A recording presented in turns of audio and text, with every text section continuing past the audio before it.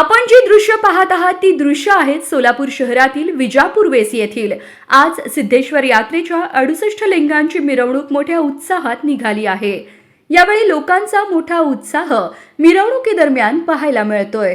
मिरवणूक विजापूर वेस येथे आली असता मुस्लिम बांधवांकडून यात्रेचे मानकरी तसेच 7 मानाच्या नंदी ध्वजांवर फुलांचा वर्षाव करण्यात आला। हिंदू मुस्लिम बांधवांचं ऐक्य आपण राजनीतीच्या माध्यमातून पाहतोय। यावेळी शहर उत्तरचे आमदार विजयकुमार देशमुख हे देखील मिरवणुकीत सामील झाले होते।